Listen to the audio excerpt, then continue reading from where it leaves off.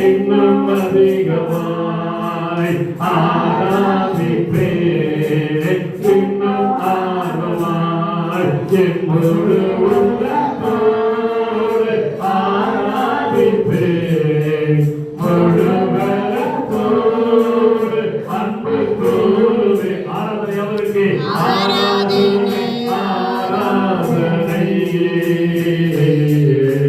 ஆராதனை